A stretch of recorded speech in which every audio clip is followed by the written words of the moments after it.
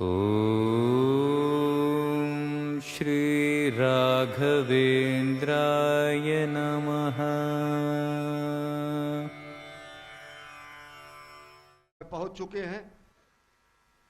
चुके हैं उज्जैन के महाकालेश्वर मंदिर में, जहां पर वो त्रिपटकेश्वर महादेव के दर्शन करेंगे, महाकालेश्वर ज्योतिर्लिंग के दर्शन, पूजा अर्चना और साथ ही साथ सनातन संस्कृति को उपहार के स्वरूप में महालोक के लोक का आज महालोकार्पण भी प्रधानमंत्री के कर कमलों से होगा। प्रधानमंत्री पहुंच चुके हैं उज्जैन के महाकाल मंदिर में। और ये महाकालेश्वर मंदिर का मुख्य प्रांगण, जहां पर प्रधानमंत्री सनातन धर्म और भारतीय संस्कृति के अनुरूप वेशभूषा धारण करने के बाद मंदिर के मुख्य वीवीआईपी द्वार से श्री महाकालेश्वर प्रांगण के अंदर प्रवेश करते हुए और उनके साथ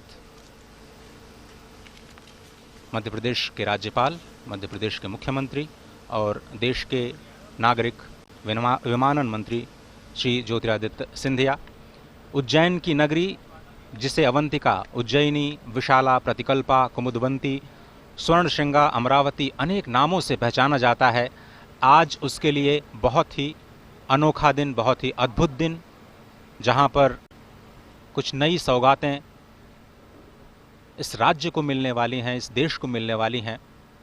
और इस कार्यक्रम के क्रम में हम आपको उन सभी तथ्यों की जानकारी लगातार देते रहेंगे। फिलहाल प्रधानमंत्री श्री महाकालेश्वर के मुख्य मंदिर प्रांगण में, जहां पर वो अब थोड़ी ही देर में विशेष पूजा अर्चना के इस कार्यक्रम का हिस्सा बनेंगे। महाकाल के दरबार में पहुंचे हैं राष्ट्रनायक प्रधानमंत्री नरेंद्र मोदी। महाकाल के दरबार में पहुंचे हैं राष्ट्र निर्माण के संकल्प की सिद्धि के लिए। महाकाल के दरबार में पहुंचे हैं विशेष पूजा अर्चना के लिए, जिससे भारत को जगत गुरु बनाया जा सके, जिससे भारत को आत्मनिर्भर भारत की संकल्पना को साकार किया जा सके, जिससे विकसित भारत के लक्ष्य को हासिल किया जा सके। और प्रधानमंत्री नरेंद्र मोदी इस समय पहुंच चुके हैं गर्भगृह में। आकाशे तारकम लिंगम पाताले हाटकेश्वरम भूलोके च महाकालो लिंगत्रय नमोस्तुते। महाकालेश्वर की महिमा अनंत है। भोलेनाथ शिव शंकर महाकाल के दर्शन करने पहुंचे हैं। अभ्यर्थना, पूजा अर्चना, आराधना और वंदना करने पहुंचे हैं राष्ट्रनायक, जननायक प्रधानमंत्री नरेंद्र मोदी। और इस वक्त आप जो तस्वीरें देख रहे हैं, प्रधानमंत्री मोदी राष्ट्र की ओर से इस संध्या काल के शुभ मुहूर्त में, आज बहुत ही पवित्र दिन, ये इस वक्त जो समय का चयन किया गया है, काल का चयन किया गया है, वो भी बहुत ही महत्वपूर्ण है, क्योंकि आज कृष्ण पक्ष कार्तिक मास द्वितीया की तिथि, जैसा कि आप जानते हैं, भगवान श्री महाकालेश्वर के कपाल पर जो विद्यमान चंद्रमा है वो भी द्वितीया का ही चंद्रमा है, और इसीलिए इसको बहुत ही शुभ, बहुत ही पवित्र माना जाता है। इस ओम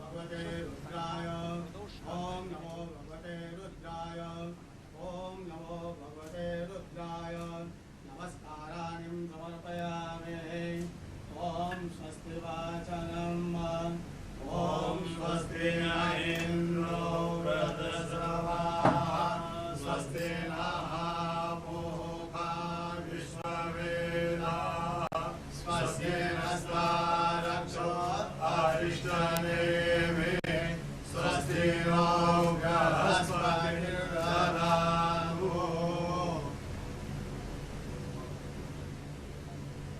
ओम गुरु ब्रह्मा गुरु विष्णु गुरुदेवो महेश्वरः गुरु साक्षात् परब्रह्म तस्मै श्री गुरुवे नमः। ओम स्वस्ति वाचनं नमस्काराणि समर्पयामि। रुद्राक्षमाला धारणम् ओम त्र्यंबकं यजामहे सुगन्धिं पुष्टिवर्धनम् उर्वारुकमिव बन्धनं मृत्योर्मुक्षीयमामृतात्। महामृत्युंजय भगवान रुद्राक्षमाला धारणम् अर्पयामि। नमस्काराणि संकल्पः विधि विष्णु तदा वारो नक्षत्रं विष्णुरेव च योगस्य करण सर्व विष्णुरमयं जगत् विष्णोर्विष्णोर्विष्णोर् श्रीमद्भगवतो महापुरुषस्य विष्णुवाज्ञाः प्रवर्तमानस्य अद्य ब्रह्मणो द्वितीयप्रदाते विष्णुपदे श्रीक्षेत्राः कल्पे सप्तमे वैवस्पतमन्वन्मन्त्रे अष्टामीं योगे कलिप्रथम चरणे भूर्लोके भरतवर्षे भरतखण्डे जम्बूद्वीपे अवन्तिकायां विशालाक्षेत्रे महाकालमणे हर्षद्वीपीठे बौद्धावतारे मासोत्तम मासे पुण्यपवित्रमासे कार्तिकमासे कृष्णपक्षे चतुः द्वितीयायां भौमवासरे अमुक शर्माहम् अमुक गोत्रोत्पन्नाहम् मम आत्मना श्रुति स्मृति पुराणोक्त वेदोक्त पुण्य फल प्राप्त्यर्थं समस्त भय व्याधि जरा पीड़ा व्याधि समस्त कष्ट निवारणार्थं मृत्युंजय भगवान महाकालेश्वर ज्योतिर्लिंग देवता प्रसन्नार्थं आदिदेविक आदिभौतिक आध्यात्मिक त्रिवध तापोपशमनार्थं भगवान स्वयंभो सांब सदा शिवाय नमः। समस्त भारतवर्ष विजय फल प्राप्त्यर्थं विश्व कल्याण हेतु महाकालेश्वर अन्मे मनः शिव संकल्पमासो चरण कमलेभ्यो प्रियं मम नमस्काराणि अर्पयामि नमस्करोमि भगवान सांब सदा शिवाय नमः। अतः ध्यानम् ओम वक्रतुंड महाकाय सूर्यकोटि समप्रभ निर्विघ्नं कुरु मे देव सर्वकार्येषु सर्वदा। ओम गण गणपतये नमः नमस्काराणि अर्पयामि। ओम जयंती मंगलाकाली भद्रकाली कपालिनी दुर्गा क्षमा शिवा धात्री स्वाहा स्वधा नमोस्तुते। मां पार्वत्यै नमः। कार्तिक स्वामी चक्रपाणः संवदन्ति कुमारा विशिखायैव तन्न इन्द्रो बृहस्पतिरदिते सर्वजज्जतु विश्वाः सर्वजज्जतु। कार्तिकेश्वराय नमः सेनापतये नमः नमस्काराणि नंदीगंगा ध्यान कल्लिते माशोषियानुरभवो नभीमो गदाधरः शोभरसरगणेन संक्रन्धनो निधरेतवीरः शतघोषेण अजय साकविन्द्रः। ईश्वराय नमः सांगाय सह परिवाराय नमः सायुधाय सह शक्तिकाय नमः। ध्यानम् अक्षतानि अर्पयामि। भगवान महाकालेश्वर ध्यानम् ओम ओम द्रौं स्वाहा ओम भूर्भुवः स्वाहा ओम त्र्यम्बकं यजामहे सुवर्णं पुष्टिवर्धनम् उर्वारुकमिव वन्दनं मृत्योर्मुक्षीयमामृतात् नमः। शम्भवाय च मयो भवाय च नमः शङ्कराय च मयस्कराय च नमः शिवाय च शिवतराय च नित्यं महेशं नयनगिरिनिवां चारुचन्द्रावतंसं रत्नाकरभोज्ज्वलाङ्गं परशुम्रगवरान् वीर्यहस्तं प्रसन्नं प्रमदमासीनं समन्तास्तु गुणगणैः व्याव्यप्रत्यम्बसानां विश्वाद्यं विश्ववन्द्यं निखिलभयं पंचवक्त्रं धीरं ॐ नमस्ते रुद्रमन्यवभूतोदरिकवे नमः। बाहुभ्यां मुदते नमः। महामृत्युंजय भगवान स्वयंभू महाकालेश्वर ज्योतिर्लिंग देवताभ्यो नमः। ध्यानम् अर्पयामि नमस्काराणि अर्पयामि। चन्दनम्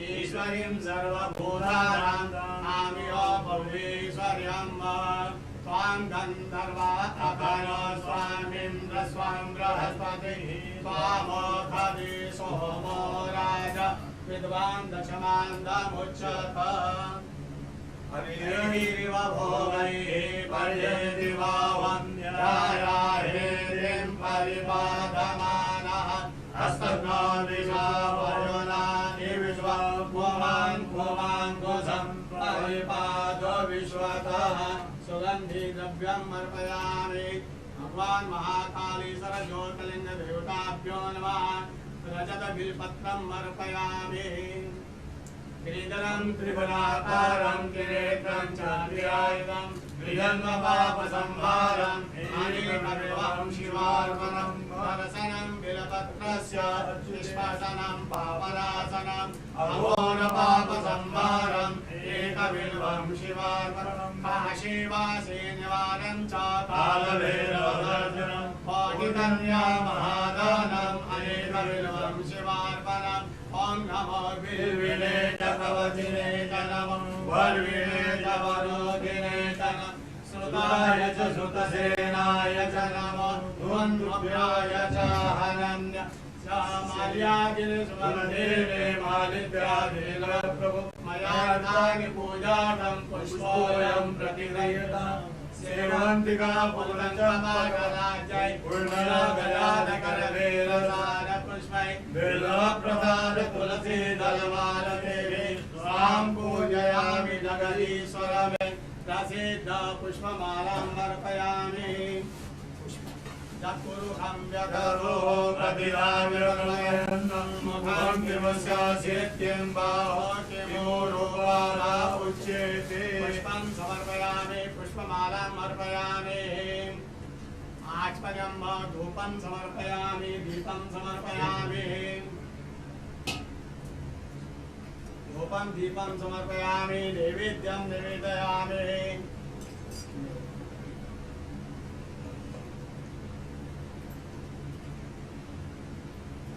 ओम नाभ्या आसीदन्तरिक्षको श्रीकृष्णो जौहु समवर्तत पद्भ्यां भूर्विदिशः शोभ्रालोकामकल्पयन् शर्कराखिरखाद्यानिं दधिषेदकानि च आहारं भक्ष्यभोजनं च नैवेद्यं प्रतिगृह्यत वेलमुद्रां प्रदशयत मत्स्यमुद्रां प्रदशयत क्रासमुद्रां प्रदशयत ओम प्राणाय स्वाहा ओम अपानाय स्वाहा ओम व्यानाय स्वाहा ओम उदानाय स्वाहा ओम समानाय स्वाहा ओम ब्रह्मणे नमः मध्ये पानीयम् अर्पयामि पुनर्ध्यानम् ओम प्राणाय स्वाहा ओम अपानाय स्वाहा ओम व्यानाय स्वाहा ओम उदानाय स्वाहा ओम समानाय स्वाहा ओम ब्रह्मणे नमः ब्रह्मभूर्वस्वरं किं हस्तपक्षारं मुखपक्षारं शुद्धात्मनं दरोद्वर्तनार्थे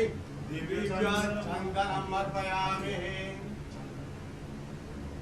ताम्बूलानिं समर्पयामि वस्त्रं समर्पयामि तत्पुरुषं व्यतलोकचिदाव्यकल्पयन् मुखं किमिशासित्यं बाहो किमूरोपादा उच्यते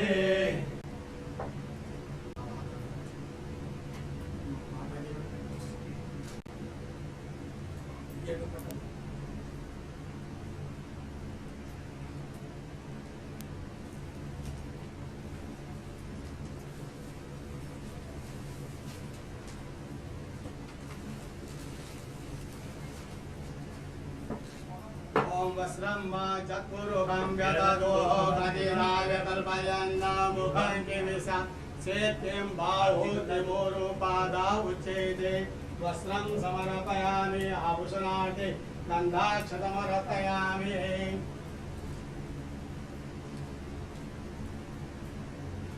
ओम त्र्यंबकं जगामहे सुगन्धिं पुष्टिवर्धनं उर्वारुकमिव वन्दनां मृत्योर्मुक्षीयमामृतात् मृत्युञ्जय भगवान् महाकालेश्वराय नमः वस्त्रं समर्पयामि गन्धाक्षतमर्पयामि आरार्तिकम्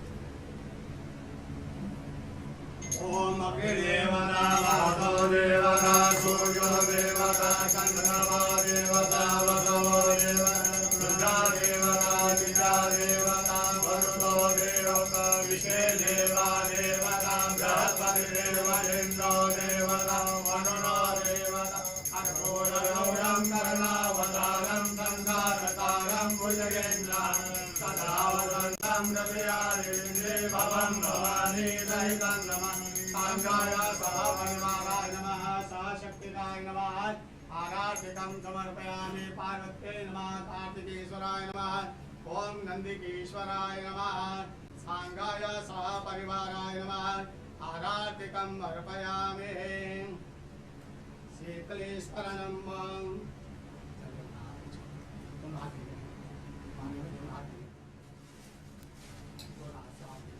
शीतलेश्वरनं देववन्दनं आत्मवन्दनं आत्मरक्षार्थ आराधिकम् अर्पयामि मंत्रपुष्पाञ्जलिं ॐ तत्पुरुषाय विद्महे महादेवाय धीमहि तन्नो रुद्रः प्रचोदयात् ईशानः सर्वविद्यानाम् ईश्वरः सर्वभूतानां ब्रह्मा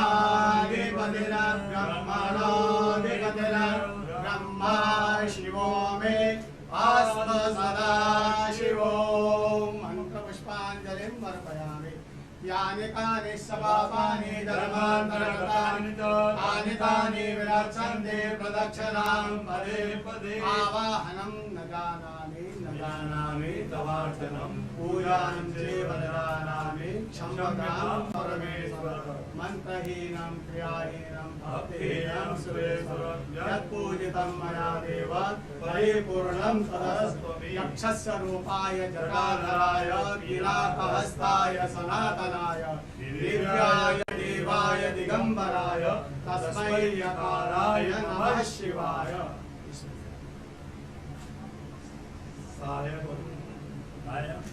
सायंकाले शिवं दृष्ट्वा निशि पाप विनश्यति आजन्म कृतमाद्यान्ने शायान्ने सप्तजन्मनि वेदाञ्चनतत्त्वानां नवां कोटिशतेरवे पञ्चकोटिनमूनां तत्परां शिवदर्शनं क्षमाप्राप्ता नमस्काराणि समर्पयामि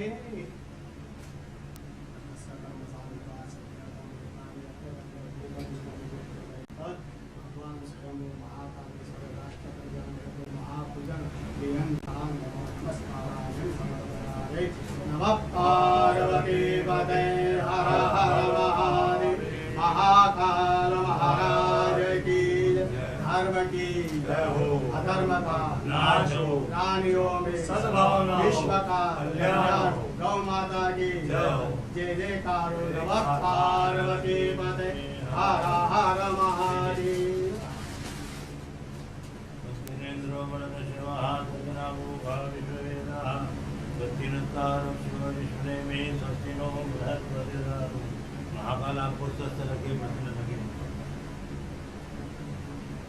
श्री महाकालेश्वर साधन आशीर्वाद तत्पुण्यम जय महाकाल।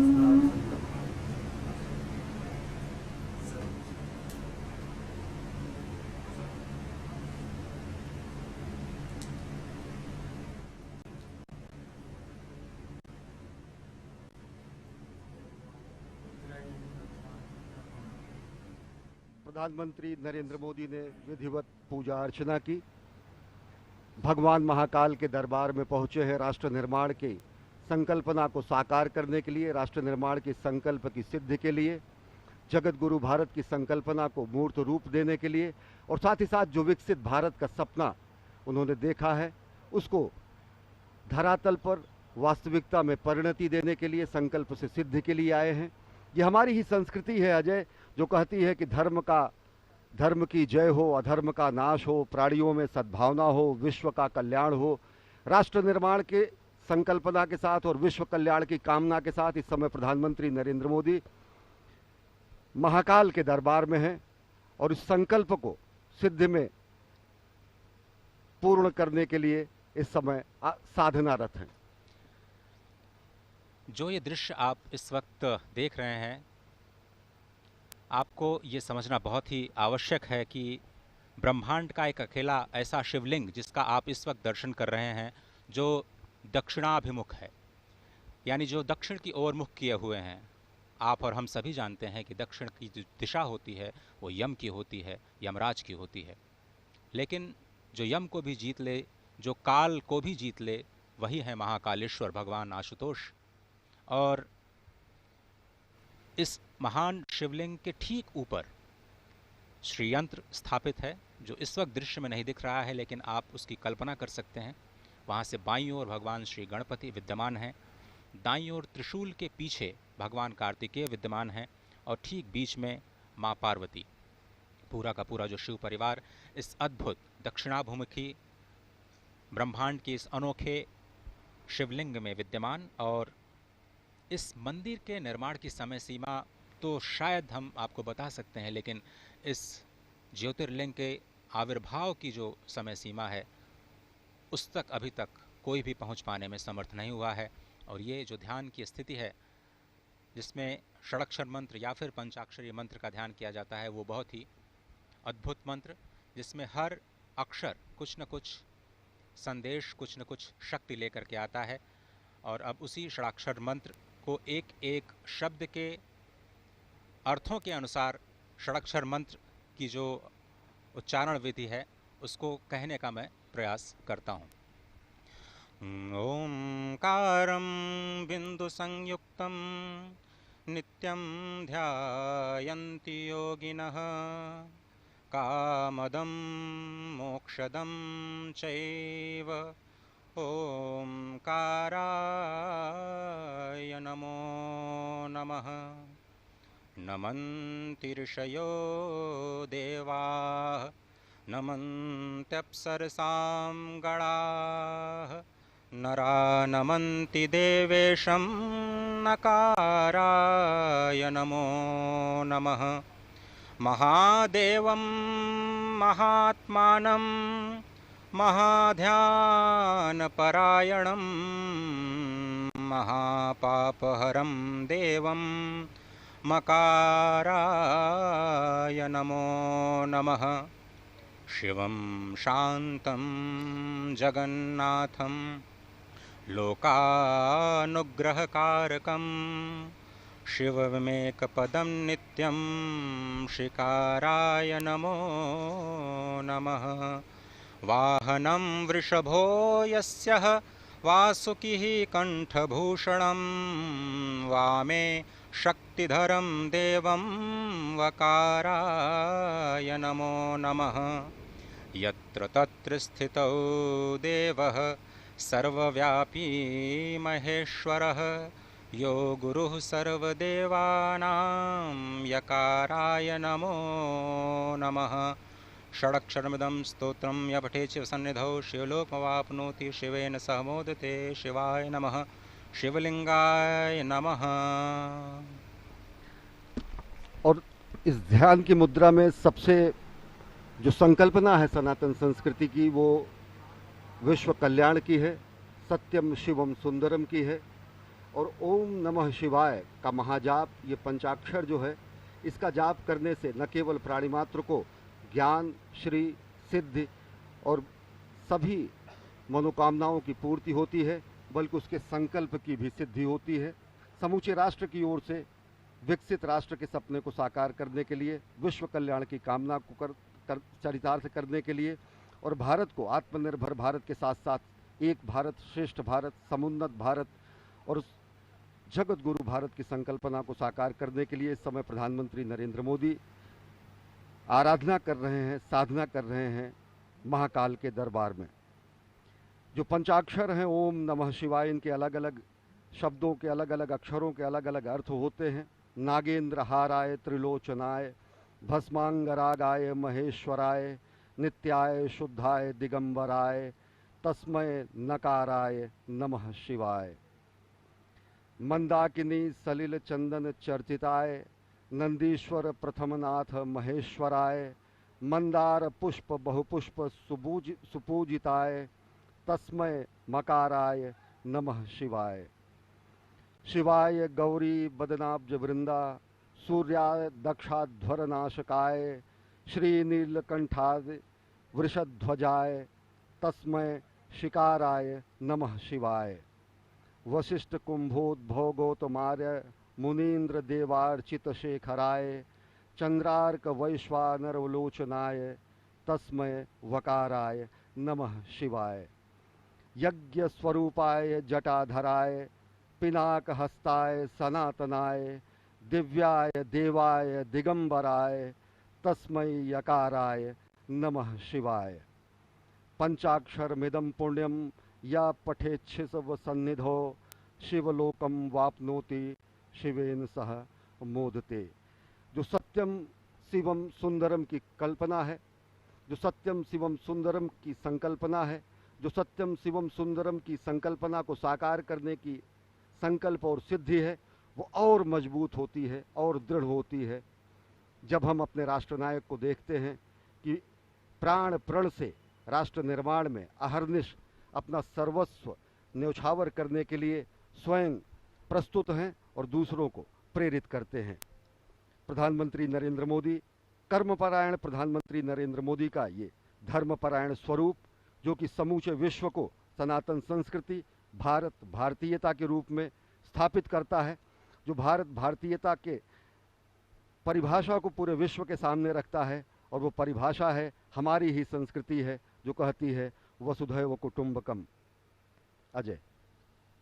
भगवान श्री महाकालेश्वर जो काल की सीमा से परे हैं, काल, समय, घड़ी, ये सब कुछ चक्रों में चलता है, चाहे वो दिन का चक्र हो, मास का चक्र हो, वर्ष का चक्र हो, जीवन का चक्र हो या फिर सृष्टि का चक्र।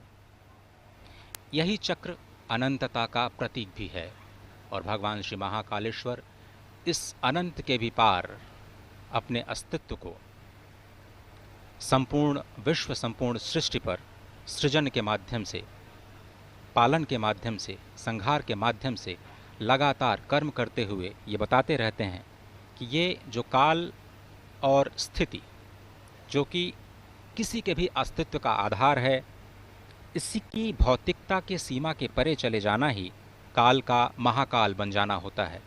और इसी दर्शन के जो पीछे का जो दर्शन है वो अत्यंत ही महत्वपूर्ण है। प्रधानमंत्री नरेंद्र मोदी ज्ञान मुद्रा में इस वक्त ध्यानस्थ भगवान श्री महाकालेश्वर के प्रांगण में, और कहा जाता है कि भगवान शिव योगियों को ही प्राप्त होते हैं और योगी जन उन्हें ध्यान से ही प्राप्त कर पाते हैं। जीवन की इस चक्रीय गति में ही सृष्टि की संरचना या सृष्टि का रहस्य समाहित है, और इसी चक्रीय गति से मुक्ति पाने का जो उपाय है वो भगवान श्री महाकालेश्वर के चरणों में, उनकी शरणागति में हो सकता है। ये जो दृश्य है वो सिर्फ संस्कृति नहीं है, सिर्फ संस्कार नहीं है, वो परम विज्ञान है, क्योंकि भगवान महाकालेश्वर स्वयं विज्ञान के देव हैं, संपूर्ण कलाओं के देव हैं। और आपने देखा कि किस तरह से पूजन अर्चन का जो कार्यक्रम है, संध्या के समय में भगवान श्री महाकालेश्वर का जलाभिषेक नहीं किया जाता, और इस परंपरा का पालन करते हुए प्रधानमंत्री मोदी ने संक्षिप्त पूजन अर्चन कर देश और राष्ट्र की ओर से संपूर्ण विश्व के कल्याण और समुद्भव की प्रार्थना की, और इस राष्ट्र को उन्नति और समुद्भव के मार्ग पर जाने की प्रार्थना, वंदना भगवान श्री महाकालेश्वर से। अद्भुत दृश्य। और निश्चित तौर से यह अप्रतिम दृश्य माँ भारती का भाल, माँ भारती का ललाट गर्व से और उन्नत हो जाता है जब भारत और भारतीयता की धर्मध्वजा पूरे विश्व में लहराती है। और निश्चित तौर से अगर देखें तो भगवान शिव के दरबार में आकर, महाकाल के दरबार में आकर जिस तरीके से राष्ट्र निर्माण के संकल्प की सिद्धि के और ज़्यादा दृढ़ विश्वास होता है। इस समय रक्षा सूत्र बांधा जा रहा है प्रधानमंत्री जननायक राष्ट्र सेवक प्रधानमंत्री नरेंद्र मोदी को।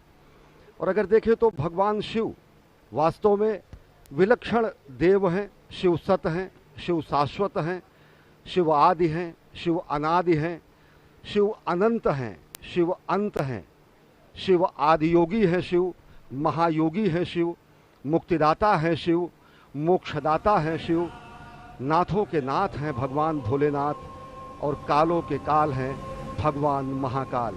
और भगवान महाकाल के दरबार में पूजा अर्चना आराधना कर प्रधानमंत्री नरेंद्र मोदी इस समय गर्भगृह से प्रस्थान कर रहे हैं और आज वो सनातन संस्कृति और भारत भारतीयता के एक और प्रकाश स्तंभ का भी लोकार्पण करेंगे। भगवान महाकाल के महालोक का विश्वार्पण होगा, आज लोकार्पण होगा। यह भी सनातन संस्कृति के लक्ष्य से और विश्व में भारत की बढ़ती हुई शक्तिबोध और भारत के नए स्वरूप को परिलक्षित करेगा। इस समय परिक्रमा कर रहे हैं और भगवान शंकर के वाहन नंदी के बगल इस समय ध्यान कर रहे हैं प्रधानमंत्री नरेंद्र मोदी। और निश्चित तौर से जो हमारी संकल्पना है कि सर्वे भवन्तु सुखिनः, सर्वे सन्तु निरामयः, सर्वे भद्राणि पश्यन्तु मां कश्चित् दुर्भाग् भवेत्, ये प्रार्थना, ये अभ्यर्थना, ये आराधना प्रधानमंत्री नरेंद्र मोदी की। भगवान श्री नंदीश्वर को स्वयं धर्म का स्वरूप माना जाता है। अपनी मान्यता को, अपनी कामनाओं को भगवान श्री नंदीश्वर के कान में कहने की जो प्रथा है वो अत्यंत प्राचीन है। भगवान शिव से कुछ कहना होता है तो भगवान श्री नंदीश्वर का आश्रय लेकर के भक्त उनके कानों में अपनी मनोकामना को कहते हैं और वही ध्यान, वही कामना, वही स्तुति इस वक्त साक्षात धर्म के स्वरूप नंदीश्वर भगवान के समीप बैठ कर के प्रधानमंत्री मोदी कहते हुए। और अनोखा दृश्य देखिए कि भगवान नंदीश्वर, कितना अद्भुत भाग्य है उनका कि वो सदा भगवान शिव के सम्मुख ही रहते हैं। और इस स्वयंभू शिवलिंग की एक अद्भुत महत्ता एक और भी है कि जब भगवान सूर्य की किरणें उज्जैन में पहली बार आती हैं तो वो इसी शिवलिंग का अभिषेक करती हैं। भगवान सूर्य की किरणें जब अस्ताचल की तरफ जाती हैं तो स्वयं इस शिवलिंग का अभिषेक करती हुई जाती हैं।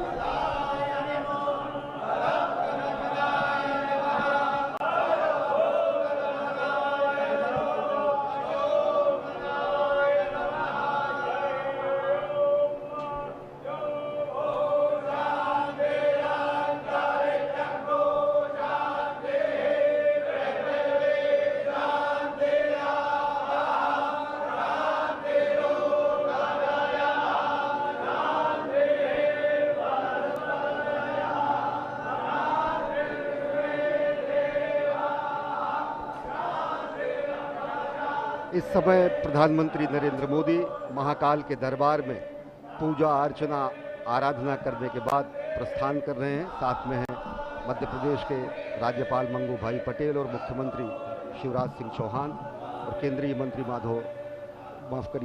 ज्योतिरादित्य सिंधिया। और विलक्षण क्षण, एक असाधारण, अद्भुत और अलौकिक और अकल्पनीय क्षण समूची विश्व मानवता के लिए, क्योंकि एक स्वप्नदृष्टा के साधना का ये फल आज पूरी दुनिया देखेगी। एक राष्ट्र सेवक की साधना का कर्मफल भी आज दुनिया देखेगी।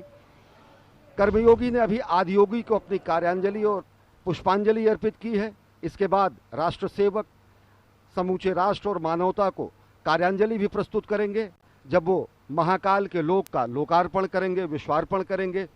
और इस समय प्रधानमंत्री नरेंद्र मोदी सनातन संस्कृति के संवाहक के रूप में, जननायक के रूप में, राष्ट्रनायक के रूप में, भारतीयता के ध्वजवाहक के रूप में महाकाल के दरबार में पहुंचे हैं और पूजा अर्चना कर अब यहाँ से महालोक के लोकार्पण के लिए प्रस्थान कर रहे हैं। इस वक्त जो आप दृश्य देख रहे हैं, आपने एक चीज़ महसूस की होगी कि प्रधानमंत्री नीचे महाकालेश्वर के शिवलिंग से ऊपर आए हैं। ये बहुत ही समझने की बात है कि ये जो शिवलिंग है वो धरती के नीचे विद्यमान है। ये पूरा का पूरा अभी शिखर जो आपने दर्शन किया, उसके ऊपर सबसे ऊपर नाग चंद्रेश्वर भगवान विराजमान हैं और उसके बीच में ओंकारेश्वर भगवान और सबसे नीचे महाकालेश्वर भगवान विद्यमान हैं। ये शिखर का अद्भुत दर्शन, कहते हैं कि शिखर के दर्शन से ही ज्योतिर्लिंग के दर्शन का फल प्राप्त होता है। और इस पूरे विश्वास के साथ आप इस दृश्य का दर्शन कर सकते हैं कि आपको भगवान श्री महाकालेश्वर के दर्शन का ही फल प्राप्त हो रहा है मात्र शिखर दर्शन से। सबसे ऊपर नाग चंद्रेश्वर, जहाँ पर सिर्फ और सिर्फ एक बार नाग पंचमी के दिन भक्तों को विग्रह के दर्शन होते हैं। उसके नीचे यानी मध्य में ओंकारेश्वर महादेव विराजमान और सबसे नीचे स्वयंभू महाकालेश्वर विद्यमान। ब्रह्मांड का एक अनोखा दृश्य, ब्रह्मांड का एक अनोखा ज्योतिर्लिंग जिसका दर्शन इस वक्त आप कर रहे हैं। ये ऐसा अद्भुत स्थान जहाँ पर एक नहीं 84 शिवलिंग विद्यमान हैं, अष्टभैरव विद्यमान हैं, 11 रुद्र विद्यमान हैं, 12 आदित्य विद्यमान है, 6 गणेश और 24 देवियाँ इस प्रांगण में विद्यमान हैं। क्षिप्रा, नीलगंगा, नवनदी और गंधवती, ये 4 पुण्य सलिला अत्यंत पवित्र नदियां यहाँ पर विद्यमान हैं। देवमंडल तीर्थ 1 योजन में विस्तार प्राप्त करता है। 1 योजन मतलब समझे आप करीब 12 किलोमीटर की परिधि, इसको कहा जाता है कि ये स्वयंभू ज्योतिर्लिंग का परिधि। ब्रह्मा विष्णु साक्षात यहाँ पर विद्यमान हैं, भगवान शिव तो विद्यमान है ही हैं। भगवान विष्णु कहा जाता है यहाँ पर 10 नामों में से 10 विग्रह के रूप में विद्यमान हैं और स्वयं इस अवंतिका को विष्णुपादा कहा जाता है, यानी भगवान श्री विष्णु के पद चिन्ह के रूप में इसे माना जाता है। और ये 10 विग्रह जो नारायण यहाँ पर विद्यमान हैं, उनके नाम लेने से, नाम के श्रवण करने से भी अत्यंत पाप नाशन की ये जो नाम हैं वो बहुत ही पवित्र माने जाते हैं और वो नाम श्रवण करना बहुत आवश्यक हो जाता है इस मंदिर के परिसर से। वो नाम हैं वासुदेव, अनंत, बलराम, जनार्दन, नारायण, ऋषिकेश, वाराह, धरणीधर, वामन और शेषशायी। ये भगवान श्री विष्णु के 10 नाम और 10 विग्रह और 10 विग्रहों के रूप में भगवान विष्णु यहाँ पर विद्यमान, जहाँ पर महाकालेश्वर निरंतर उन्हीं भगवान विष्णु के ध्यान में रत रहते हैं। ये महाकालेश्वर मंदिर के प्रांगण का अद्भुत नयनाभिराम दृश्य आप देख रहे हैं। और भगवान शंकर इस समूचे सृष्टि के कल्याण के लिए जो उन्होंने हलाहल का पान किया, ऐसा भी समूचे सृष्टि में करने वाला कोई भी व्यक्ति नहीं था। और इसो को श्रद्धेय अटल जी ने कहा कि मैं आदि पुरुष निर्भयता का वरदान लिए आया भूपर, पै पीकर सब मरते आए, मैं अमर हुआ लो विष पीकर, अधरों की प्यास बुझाई है मैंने पीकर वह आग प्रखर, हो जाती दुनिया भस्मसात जिसको पल भर में ही छूकर, भय से व्याकुल फिर दुनिया ने प्रारंभ किया मेरा पूजन, मैं नर नारायण नीलकंठ बन गया तो इसमें क्या संशय, तन मन हिंदू जीवन हिंदू रग रग हिंदू मेरा परिचय। ये सनातन संस्कृति ही है, ये भारतीयता की विशिष्ट पुण्य भूमि है जिसने विश्व के कल्याण के लिए देवाधिदेव शंकर ने जहाँ पर विषपान किया और जिससे कि विश्व का कल्याण हो सके, विश्व में सृष्टि में लोगों का उत्थान हो सके।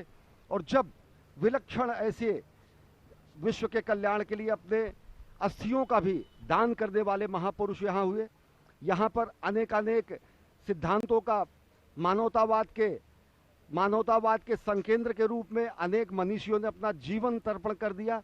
तो आज इसी उज्जैन की पुण्य भूमि पर प्रधानमंत्री नरेंद्र मोदी पधारे हैं। वो उज्जैन की भूमि जो कि महाराजा विक्रमादित्य के न्याय की भूमि है, जो वाराह मिहिर के अनुसंधान की भूमि है, जो वाण भट्ट के तपश्चर्या की भूमि है, जो भगवान श्री कृष्ण के अध्ययन की भूमि है। संदीपनी आश्रम यहीं पर है और निश्चित तौर से धरती का नाभिकेंद्र कहा जाने वाला उज्जैन आज एक और आयाम अपने में जोड़ने जा रहा है, क्योंकि महाकाल के दरबार में पूजा अर्चना के बाद अब प्रधानमंत्री नरेंद्र मोदी प्रस्थान कर चुके हैं महाकाल के लोक का महालोकार्पण करने के लिए, जो कि अपने में विलक्षण है, अद्भुत है और साथ ही साथ समूची भारत भारतीयता को अपने में समेटे है। इसके बाद आप देखेंगे कि किस तरीके से आज उज्जैन की श्री में, आज उज्जैन की सौंदर्य में, आज उज्जैन की महिमा में, आज उज्जैन की गरिमा में एक नया आयाम जुड़ने जा रहा है, जब प्रधानमंत्री नरेंद्र मोदी महालोक के लोक का महालोकार्पण करेंगे। अश्विनी, आपने उज्जैनी का नाम लिया। ये जो धरा है वो बहुत ही पवित्र है और इसके प्राचीन काल से बहुत सारे नाम रहे हैं और अब मैं उन नामों की तह में आपको ले जाना चाहता हूँ, नामों की यात्राओं पर आपको ले जाना चाहता हूँ, ये समझाने के लिए कि इस पुरियों को अलग अलग कल्पों में अलग अलग नामों से क्यों जाना जाता है। इस पुरी को कनक श्रृंगा के नाम से जाना जाता है। कहा जाता है कि सबसे पहले यहाँ पर भगवान विष्णु स्थित थे और उनके दर्शन के लिए भगवान ब्रह्मा और भगवान शिव यहाँ पर पधारे, तो यहाँ पर उनको स्वर्ण के शिखरों का दर्शन हुआ, तो स्वयं भगवान विष्णु ने इस धरा को कनक श्रृंगा का नाम दे दिया। और आप देख रहे हैं इस वक्त शिखर बिल्कुल कनक वर्ण में, और ये जो ध्वजा आप देख रहे हैं अत्यंत मनोहारी दृश्य, धर्म ध्वजा। और ऐसी भी रिपोर्ट्स हैं कि प्रधानमंत्री नरेंद्र मोदी के दीर्घायु की कामना करने के लिए आज एक ध्वजारोहण का भी कार्य किया गया है इस मंदिर के प्रांगण में, और आज मंगलवार के दिन ही वो शुभ कार्य किया गया। बहुत ही अद्भुत दृश्य इस वक्त आप देख रहे हैं मंदिर के प्रांगण का, जो अत्यंत मनोहारी और अत्यंत पवित्र करने वाली है। तो आपने समझा कि इसे कनक श्रृंगा क्यों कहते हैं। भगवान विष्णु ने स्वयं इसे कनक श्रृंगा का नाम दिया, क्योंकि भगवान श्री ब्रह्मा और भगवान श्री विष्णु को यहाँ पर कनक के शिखर के दर्शन हुए। और कुछ ऐसी ही तस्वीरें, कुछ ऐसा ही दर्शन इस वक्त आप दूरदर्शन के माध्यम से देश और विदेश में बैठे अपने टेलीविज़न स्क्रीन्स पर लगातार उन भव्य दृश्य को अवलोकित कर रहे हैं, उसका अवलोकन कर रहे हैं और पुण्य का भागी बन रहे हैं। उसके बाद इसको कुशस्थली कहा जाता है। कहते हैं कि जब भगवान विष्णु भगवान श्री ब्रह्मा के आराधना करने पर प्रकट हुए, तो भगवान श्री ब्रह्मा ने उनको कुश का आसन प्रदान किया, और कुश का आसन प्रदान करने के बाद जब भगवान विष्णु उसको स्थासन पर बैठे, तो इसको कुशस्थली के नाम से जाना जाने लगा। अभी हमारे सहयोगी अश्विनी मिश्र ने आपको समुद्र मंथन की अद्भुत कथा का जिक्र किया। उन्होंने कहा कि किस तरह से भगवान श्री महाकालेश्वर ने हलाहल विष का पान किया। तो समुद्र मंथन के बाद देवों और दानवों में जब अमृत के लिए संघर्ष हुआ, क्योंकि सबसे पहले जो विष निकला वो तो भगवान ने ग्रहण कर लिया इस ब्रह्मांड को बचाने के लिए, लेकिन परस्पर संघर्ष हुआ जब अमृत निकला, और तभी भगवान विष्णु ने मोहिनी का रूप धारण किया। और जैसा कि आप जानते हैं कि ये माँ लक्ष्मी भी उसी समुद्र मंथन से उत्पन्न हुई, तो इसको पद्मा लक्ष्मी यानी पद्मा का वास कहा जाने लगा, और इस स्थान को पद्मावती के नाम से जाना जाने लगा। उज्जैनी, आप जानते हैं कि देवों ने किस तरह से उत्कर्ष पूर्वक उज्जय किया, तो इसे उज्जैनी कहा जाने लगा। अवंतिका इसलिए कहा जाने लगा क्योंकि अवन यानी ये रक्षा करने वाली पुरी है, हमारी रक्षा करती है पापों से, और इसीलिए इसको अवंतिका कहा गया, क्योंकि देवों की रक्षा करने वाली ये जो पुरी है वो अवंतिका के नाम से प्रसिद्ध हुई। कालांतर में ऋषि लोमश ने यहाँ पर घोर तपस्या की, और इस पुरी में उनको अमावस्या की रात्रि में भी यहाँ पर एक चंद्रिका जैसी छिटकी हुई दिखाई दी, और इसके लिए इसे कौदमी पूर्ण यानी कुमुद्वती कहा गया। अद्भुत दृश्य आप देख रहे हैं, कुमुद्वती में अवस्थित, अवंतिका में अवस्थित, उज्जैनी में अवस्थित, पद्मावती में अवस्थित, कुशस्थली में अवस्थित, कनक श्रृंगा में अवस्थित, और सबसे अंत में अमरावती, क्योंकि यहाँ पर भगवान अदिति, माता अदिति और भगवान कश्यप ने यहाँ पर हजारों वर्ष तपस्या करने के बाद देवताओं को जन्म दिया, जो अमरत्व को प्राप्त हुए, इसलिए इस धरा को अमरावती भी कहा जाता है। तो ये जो विहंगम दृश्य आप देख रहे हैं, मंदिर के नीचे जो कोटि तीर्थ है उसके भी आप दृश्य देख रहे हैं। मंदिर के ठीक दाहिनी तरफ एक जो कुंड दिखाई दे रहा है, वहीं से भगवान का जलाभिषेक उस जल से किया जाता है। और कहा जाता है कि महाभारत काल में स्वयं भीम ने यहाँ पर स्नान करके शिव का जलाभिषेक किया था। और उसके साथ जो एक बहुत लंबी सी नदी की श्रृंखला आपको दिखाई दे रही है, वो यहाँ का रुद्र सरोवर, जो कि 7 सरोवरों में बहुत ही प्रसिद्ध, बहुत ही पुण्यकारी। नयनाभिराम दृश्य, मनोहारी दृश्य, आंखों में रच बस जाने वाला दृश्य, क्योंकि आज महाकाल की नगरी में प्रधान सेवक राष्ट्रनायक प्रधानमंत्री नरेंद्र मोदी महाकाल के लोक का महालोकार्पण करने पहुंचे हैं। अजय, निश्चित तौर से मैं लोभ संवरण नहीं कर पा रहा हूं। जितनी सनातन संस्कृति जितनी हमारी प्राचीन है और जिस तरीके से हमारी सनातन संस्कृति ने समूचे विश्व को अनेक उपहार दिए, उसके लिए विश्व की समूची सभ्यता ऋणी रहेगी। अगर देखें तो जब पश्चिम ने वनफल खाकर छाल पहनकर लाज बचाई, तब भारत में सामगान का स्वर्गिक स्वर था दिया सुनाई। जब पश्चिमी देश वनों जंगलों में रहकर छाल पहनकर अपनी लाज बचाने आदिमानव के रूप में रहा करते थे, तो हजारों सहस्राब्दियों पहले वेदों का गान, वेदों के ऋचाओं का निर्माण इन्हीं पुण्य सलिला, गंगा, यमुना, क्षिप्रा, उज्जैनी, काशी, कांची, अवंतिका, इन सभी नगरियों में हुआ, जो कि समूचे विश्व के लिए अनुपम उपहार है। और निश्चित तौर से अगर देखें तो दुनिया का इतिहास पूछता, रोम कहाँ, यूनान कहाँ है, घर घर में शुभ अग्नि जलाता वह उन्नत ईरान कहाँ है, दीप बुझे पश्चिमी गगन के जब व्याप्त हुआ बर्बर अधियारा, किंतु चीर कर तम की छाती चमका हिंदुस्तान हमारा। तो आज ये जो दृश्य देख रहे हैं, ये हिंदुस्तान की आभा को नए विश्व पटल पर स्थापित कर रहे हैं। आज चमकते हुए हिंदुस्तान के नए स्वरूप को आप देख रहे हैं।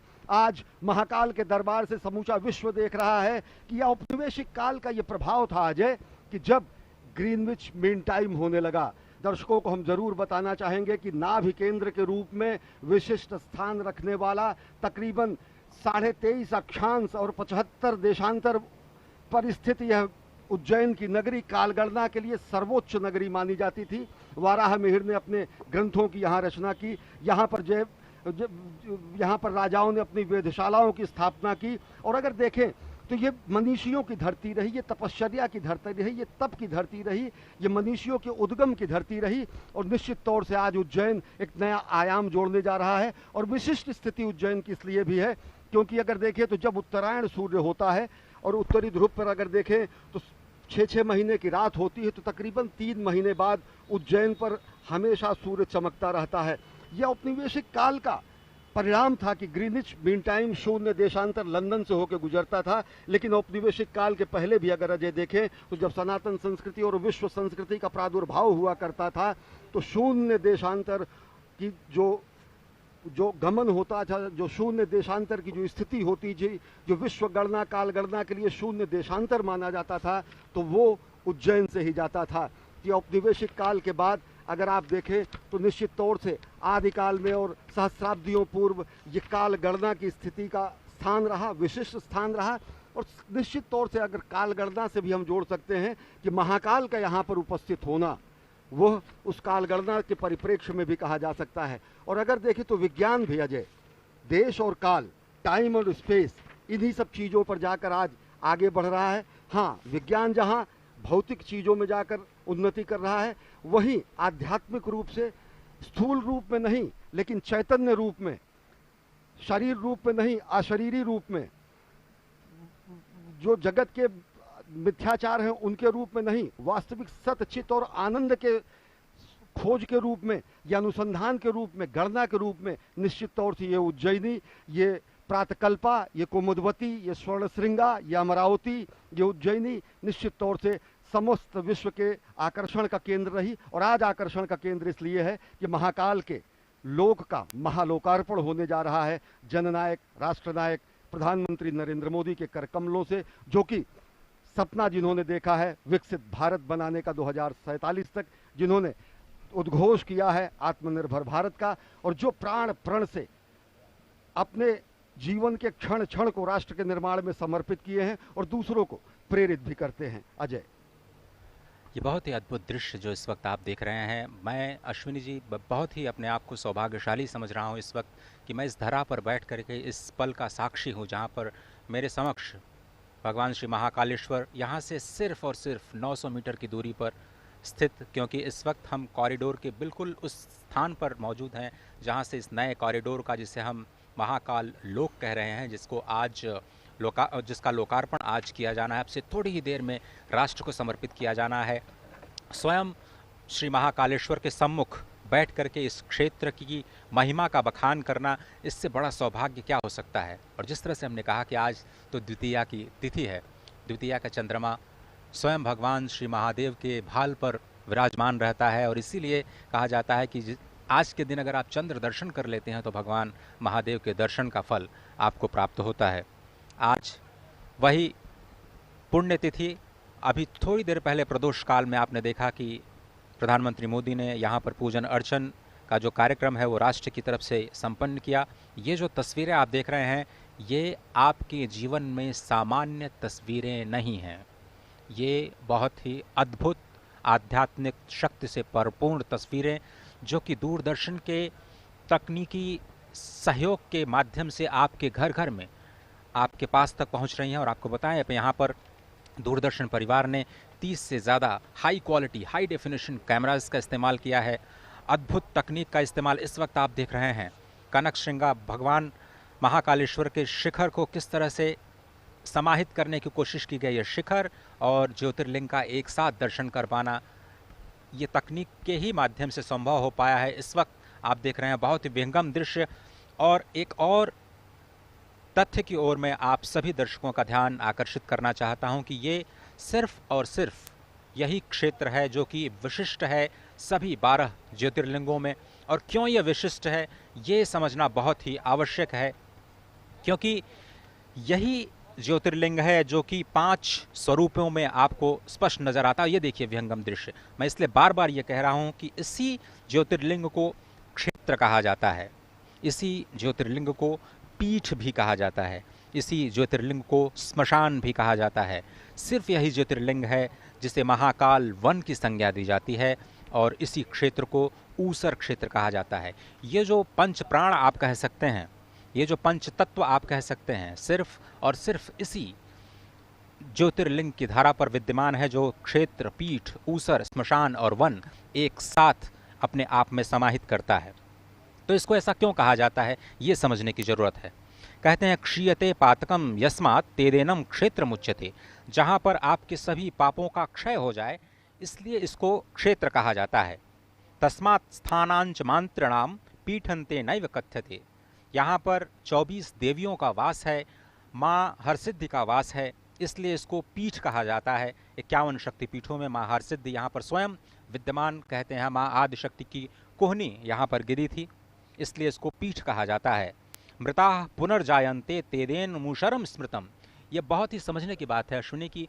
जो ऊसर शब्द होता है उसको हम नकारात्मक कहते हैं, जहाँ पर कोई उत्पादन संभव नहीं है उस भूमि को हम ऊसर भूमि कहते हैं। इस क्षेत्र को भी ऊसर भूमि कहा जाता है, क्योंकि यहाँ पर अगर आपकी मृत्यु हो गई तो आपका पुनर्जन्म नहीं होता है, इसलिए ये क्षेत्र ऊसर है।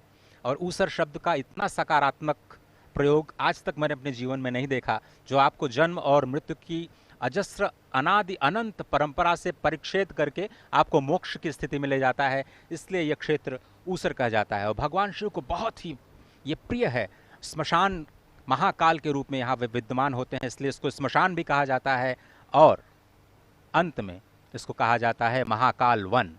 तो अभी थोड़ी दिन पहले हमने एक महापर्व मनाया शरद पूर्णिमा का। शरद पूर्णिमा को अत्यंत मनोहारी, अत्यंत पवित्र दिन माना जाता है सनातन धर्म की संस्कृति में। 2 दिन पहले ही ये शरद पूर्णिमा का जो पर्व है हमने देखा, वृंदावन में इसकी बहुत महत्ता है। अगर आप उस दिन वृंदावन में होते हैं तो वो बहुत ही महत्व का दिन होता है। और उसके बाद जो वृंदावन नहीं तो कम से कम महाकाल वन में हम लोग तो आ ही चुके हैं, और भगवान श्री महाकालेश्वर ने स्वयं हमें बुलाया। ये मनोहारी दृश्य, और इससे पहले आपने मुझे खुद ये बताया था कि रुद्र सागर जो कि उज्जैन में महाकाल के मंदिर के प्रांगण से ही सन्निध है और बगल में ही है। ये उज्जैन के महासागर में इससे पूर्व जो लोगों ने वो टापू सदृश जगह देखी, पौराणिक मान्यताओं के अनुसार वो महाराजा विक्रमादित्य के सिंहासन की स्थिति है, वो मानी जाती है, यहाँ के लोगों का मत है। और ऐसा लोगों पे रुद्र सागर में जो हमने नयनाभिराम दृश्य देखा, वो टापू सदृश वो स्थान देखा, तो वो स्थान था जो कि महाराजा विक्रमादित्य जहाँ पर अपना सिंहासन लगाते थे, जिन्होंने न्याय की नई परिभाषा दी और बेहद मनोहारी दृश्य। अजय, यहाँ पर एक और बात मैं कहना चाहूँगा, जिस तरीके से प्रधानमंत्री नरेंद्र मोदी सभी गुलामी के प्रतीकों को समाप्त करने का उन्होंने प्रण लिया है, एक मेरी जनमानस के हिसाब से एक अभ्यर्थना है, प्रार्थना है और लोगों की ऐसी आकांक्षा है कि अगर देखें तो जो इतिहास का जिस तरीके से लेखन हुआ है, समूचे प्राचीन भारत के इतिहास को अगर आप पढ़ें तो 56 ईसा पूर्व, जबकि विक्रम संवत होने का साष्टांग प्रमाण है, सीधा प्रमाण है, विक्रम संवत होने का सीधा सार्थक प्रमाण है, लेकिन कहीं भी भारत के प्राचीन इतिहास में महाराजा विक्रमादित्य का उल्लेख नहीं मिलता है। संवत उनके नाम से चलता है। ये महाकाल की नगरी के वो राजा रहे हैं। विक्रम संवत के साथ साथ उनकी न्यायप्रियता की कहानियां दंत कथाओं में बेताल पच्चीसी के रूप में लोग जानते हैं, उनके दंत कथाओं में वो जीवित हैं। लेकिन अफसोस ये कि महाराजा विक्रमादित्य हमारे इतिहास में नहीं है। और उससे भी बड़ी बात, हमारा जो संवत है वो शक संवत से चलता है। जनमानस की अपेक्षा है कि जिस तरीके से गुलामी के प्रतीकों सबको समाप्त किया जा रहा है, वैसे ही भारत का अगर काल गणना शक संवत की जगह विक्रम संवत से भी हो, जो कि 56 ईसा पूर्व होने का है, तो वो भी जनमानस के लिए बेहद श्लाघनीय प्रयास होगा, एक हर्ष और उत्साह पैदा करने वाला होगा। क्योंकि इससे बड़ी कोई विडंबना नहीं हो सकती कि आपके इतिहास में उज्जैन नगरी के राजाधिपत और न्यायप्रिय राजा के रूप में दंत कथाओं में प्रचलित और सभी रूप से लोगों के लिए स्वर्णकाल के रूप में राजा के दंड और राजा के नियम और राजा के शासन के स्वर्णकाल और अंतिम लक्ष्य के रूप में व्याख्यायित किए गए हमारे राजा विक्रमादित्य हमारे इतिहास में नहीं है। तो निश्चित तौर से उनके नाम पर चलने वाला ये संवत, जो कि 56 ईसा पूर्व, ईसा से भी 56 वर्ष पूर्व होने की बात कही जाती है, तो वह उनके ऐतिहासिकता को तो प्रमाणित करता है और साथ ही साथ अनुसंधानकर्ताओं को, मनीषियों को, विद्वानों को, इतिहासकारों के सामने ये चुनौती भी है कि भले ही शिलालेख न मिले, अगर शिलालेख न मिले होते तो पुष्यमित्र शुंग को कोई नहीं जानता, सातवाहन को कोई नहीं जानता, कनिष्क को कोई नहीं जानता, लेकिन अगर जो चीज़ें उद्घाटित नहीं हुई हैं उनका उद्घाटन भी करना, भारतीय मनीषा और भारतीय संस्कार के प्रतीकों और उनके उद्घाटन करना, उनके लिए अनुसंधान करना, यह भी हमारा आपका ही दायित्व है, अनुसंधानकर्ताओं का दायित्व है। और निश्चित तौर से महाराजा विक्रमादित्य की इस नगरी में आज ये महा आयोजन हो रहा है। प्रधानमंत्री नरेंद्र मोदी धीरे धीरे पहुंच चुके हैं महाकाल के लोक का महालोकार्पण करने के लिए। ये तकरीबन 940 मीटर लंबा और 108 विशिष्ट स्तंभों पर बना हुआ ये विशिष्ट स्थान है, जो कि महाकाल के मंदिर की महिमा और गरिमा में एक नया अद्भुत अकल्पनीय आयाम जोड़ता है। नयनाभिराम दृश्य आप देख रहे हैं, किस तरीके से प्रदीप्त जो आपने दृश्य दिखाया था, एक बार मैं फिर से दर्शकों को बताना चाहता हूं कि इस वक्त इस दृश्य को अगर हम समझा पाएं तो जो ये बीच में काला हिस्सा दिख रहा है उसी टापू का जिक्र आपने किया था। ये रुद्र सरोवर, जिसका दर्शन बहुत ही मनोहारी, बहुत ही पापनाशक कहा जाता है, ये जो दृश्य आप देख रहे हैं, इसी टापू पर जो हमारे जो राजा विक्रमादित्य है उनका सिंहासन यहाँ पर स्थापित, और उन्होंने ये बताने के लिए कि यहाँ के तो राजा धीराज जो हैं वो महाकालेश्वर हैं, इसलिए उनके प्रांगण में मैं अपने सिंहासन को स्थापित करता हूँ और न्याय की प्रतिज्ञा करता हूँ। ये सामान्य दृश्य नहीं है, ऐतिहासिक दृश्य है, पौराणिक दृश्य है। और देश में जिस तरह से आपने कहा कि न्याय की प्रतिष्ठा करने के लिए, पापों का नाश करने के लिए जिसके लिए महाकालेश्वर को जाना जाता है, उनके ही प्रांगण में ये जो आप दृश्य देख रहे हैं, ये विक्रमादित्य के सिंहासन की जगह हुआ करती थी। निश्चित तौर से अजय, और मैं लोभ संवरण नहीं कर पा रहा हूँ इन छटाओं को, इन नयनाभिराम दृश्य को देखकर। हमारी सनातन संस्कृति के ही वैभव का गुणगान करते हुए श्रद्धेय अटल जी ने कहा, वेद वेद के मंत्र मंत्र में, मंत्र मंत्र की पंक्ति पंक्ति में, पंक्ति पंक्ति के शब्द शब्द में, शब्द शब्द के अक्षर स्वर में, दिव्य ज्ञान आलोक प्रदीपित, सत्यम शिवम सुंदरम शोभित। निश्चित तौर से सत्यम शिवम और सुंदरम की जो संकल्पना है वो साक्षात चरितार्थ हो रही है। हम साक्षी बन पा रहे हैं और दूरदर्शन के माध्यम से करोड़ों करोड़ों लोग पूरे विश्व में साक्षी बन रहे हैं इस ऐतिहासिक घटना के। महाकाल के दरबार में महाकाल के महालोक का महालोकार्पण करने जा रहे हैं प्रधानमंत्री, और प्रधानमंत्री नरेंद्र मोदी पहुंच चुके हैं इस समय महाकाल के महालोक का लोकार्पण करने के लिए। उपस्थित जन समुदाय का, मनीषियों का अभिवादन स्वीकार कर रहे हैं प्रधानमंत्री नरेंद्र मोदी, और उनका स्वागत डमरू ध्वन से, घंटा ध्वन से, निनाद से और अनहद नाद से। सही कहा आपने। और तक का जो सफर है प्रधानमंत्री का वो पूरा हुआ और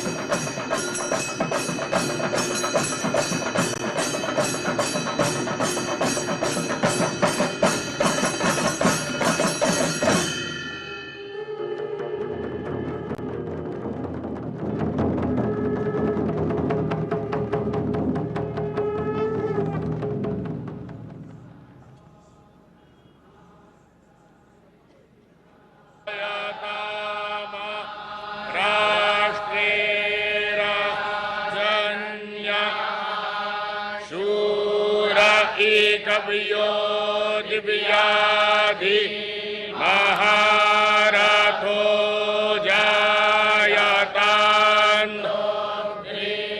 धेनुर्भो नड़ न संभवाय मयो भवाय भवाय संभवाय संभवाय भवाय शंकराय शंकराय मयो भवाय संभवाय संभवाय मयो भवाय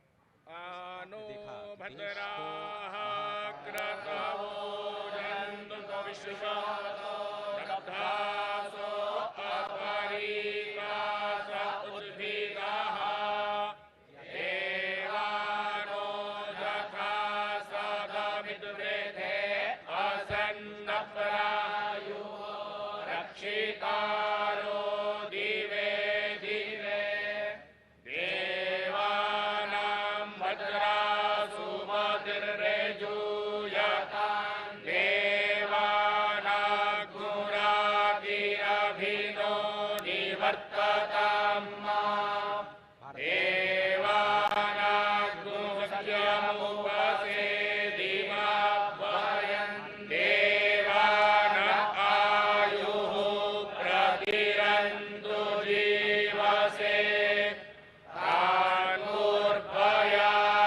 विदाहु महे भयम् अगम्यते।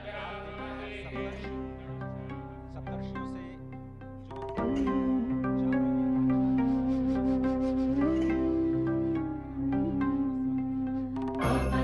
अवन्तिकायां विहितावतारं मुक्तिप्रदानाय च सज्जनानाम् अकालमृत्योः परिरक्षणार्थं वन्दे महाकालमहासुरेशम् अवन्तिकायां विहितावतारं मुक्तिप्रदानाय च सज्जनानाम् अकालमृत्योः परिरक्षणार्थं वन्दे महाकालमहासुरेशम् भोले भोले भोले।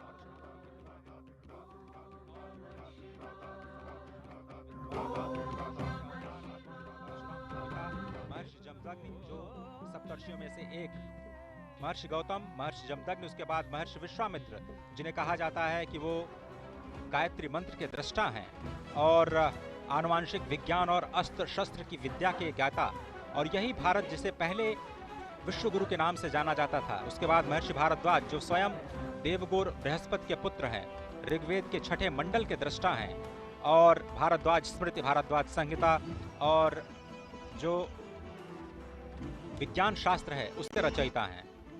साथ ही महर्षि अत्रि जो कि ब्रह्मदेव के नेत्र से उत्पन्न है, ऋग्वेद के 5वें मंडल के दृष्टा और वनवासी श्री राम के मार्गदर्शक। और अत्रि, इस वक्त आप जो तस्वीरें देख रहे हैं ये महाकाल पथ की तस्वीरें, जिसमें इस वक्त मंडपम जिसे कहा जाता है, और ये बहुत ही अत्यंत मनोहारी दृश्य त्रिपुर वध का। त्रिपुर एक महान दानव जिसे भगवान श्री शिव ने एक ही बाण में त्रिपुरासुर का वध किया, और इस रथ का संचालन स्वयं श्री ब्रह्मा जी ने किया था। ये इस अत्यंत मनोहारी दृश्य के माध्यम से आपको त्रिपुर वध की जो कथा है वो आप तक पहुंच रही है।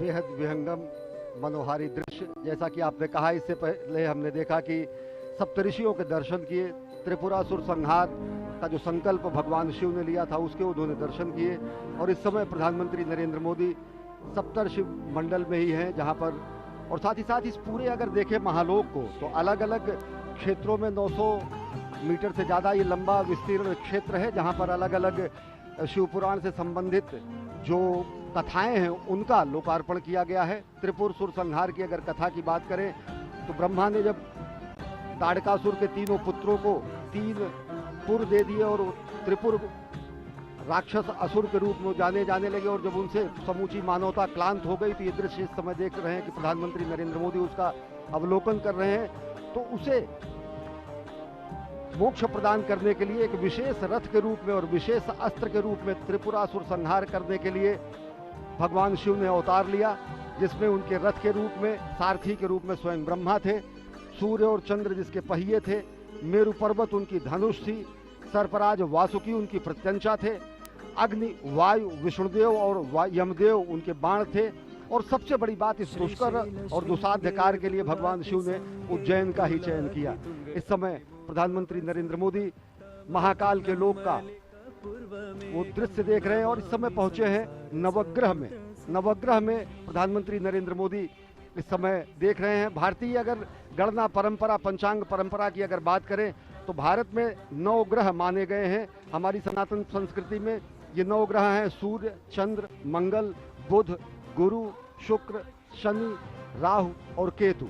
कालांतर में जो विज्ञान ने भी 9 ग्रह माने, उनमें चंद्रमा उपग्रह के रूप में रहा और सूर्य तारा के रूप में रहा, लेकिन नवग्रह के रूप में हमारी जो सनातन संस्कृति की जो गणनाएं रही, उसका भी यहाँ पर बहुत शानदार वर्णन और विवेचन किया गया। और ये जो आप नयनाभिराम अप्रतिम दृश्य देख रहे हैं अजय, देखें तो किस तरीके से रक्षा सूत्र में बना हुआ भगवान शिव का ये शिवलिंग यहाँ पर रखा गया है। और निश्चित तौर से इसके पीछे की जो अवधारणा होगी कि एकता के सूत्र में हम समूचे देश को बांधे, धर्म धर्मांतर मत मतांतर को किनारे रखते हुए एक रक्षा सूत्र के रूप में यहाँ पर उपस्थित भगवान शिव का ये महालिंग ये बताता है कि किस तरीके से हम राष्ट्र की एकता के लिए, राष्ट्र को एकता के सूत्र में बांधने के लिए हम तत्पर हैं। क्योंकि ये पूरा का पूरा जिस शिवलिंग का लोकार्पण करते समय प्रधानमंत्री नरेंद्र मोदी ने विश्वार्पण लोकार्पण किया, वो रक्षा सूत्र से बना हुआ है। और रक्षा सूत्र से बनने का अर्थ यही है कि हम एकता के सूत्र में बंधे, क्योंकि अलग अलग तंतु जब एक हो जाते हैं तो रक्षा बनती है। और वो रक्षा सूत्र निश्चित तौर से लोगों की रक्षा के लिए होती है। और साथ ही साथ अगर देखें अजय, तो ये भारत के विश्व के मस्तक पर, विश्व के क्षितिज पर नए भारत के अभ्युदय का सीधा प्रमाण है। पूरी दुनिया देख रही कि किस तरीके से भारत भारतीयता को अपने में समेटे, नित नूतन और चिर पुरातन विरासत के साथ विकास के मंत्र को लेकर प्रधानमंत्री नरेंद्र मोदी नए भारत का अभ्युदय कर रहे हैं, नए भारत का निर्माण कर रहे हैं, नए भारत की संकल्पना को साकार कर रहे हैं। और इस समय प्रधानमंत्री नरेंद्र मोदी इस 900 मीटर से ज़्यादा लंबे महाकाल कॉरिडोर जिसे कहा जाता है, और जिसे कहा जाता है महाकाल का लोक, महाकाल के लोक का महालोकार्पण करने के बाद अब प्रधानमंत्री नरेंद्र मोदी जा रहे हैं इस पूरे विस्तीर्ण क्षेत्र का भ्रमण करने के लिए।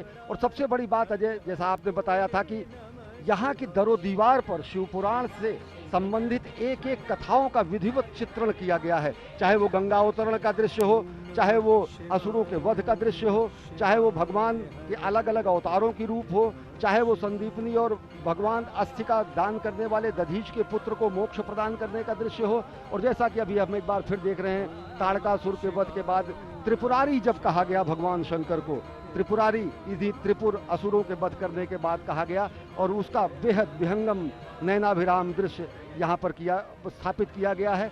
भगवान गणेश की मूर्ति, भगवान कार्तिकेय की मूर्ति, माता पार्वती, भगवान शंकर, यानी कि भगवान शंकर का समूचा दरबार और परिवार यहाँ पर स्थापित है महाकाल के इस महाप्रांगण में। अजय, तो ये शिव वाटिका जो इस वक्त आप देख रहे हैं, ये त्रिपुरारी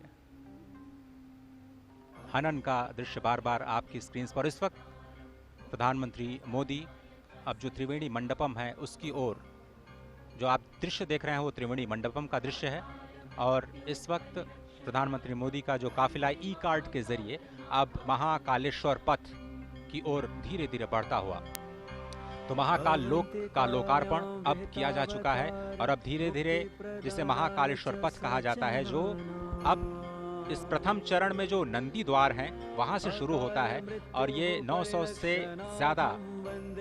मीटर से ज्यादा लंबा ये पूरा का पूरा महाकालेश्वर पथ, यहाँ से आपको भगवान शिव के जो अवतार हैं, भगवान शिव की जो लीलाएं हैं, भगवान शिव के नाम, भगवान शिव के गुण, उनकी कथाओं का मंचन करते हुए आपको चित्रवृत्तियां दिखाई देंगी जो आपको एक अद्भुत दुनिया में ले जाती हैं। और तकनीक का भी बहुत ही ज़बरदस्त इस्तेमाल यहाँ पर किया गया है, जिसमें अगर आपको इन भित्ति चित्रों पर जो कथाएं जिसे आप नहीं समझ पा रहे हैं, आप बारकोड के स्कैन के ज़रिए आप वहाँ तक पहुँच सकते हैं और वहाँ की जो कथाओं को आप आसानी से तकनीक के माध्यम से उसके बारे में जान सकते हैं, उनके बारे में पढ़ सकते हैं। तो तकनीक का इस्तेमाल युवाओं को लुभाने की कोशिश, सभी पर्यटकों को आकर्षित करने की कोशिश महाकालेश्वर पथ। और इस वक्त आप देख रहे हैं कि प्रधानमंत्री मोदी कैसे हर एक चरण के जो हर एक आयाम हैं उनका अवलोकन करते हुए और मुख्यमंत्री इस वक्त उनकी मदद करते हुए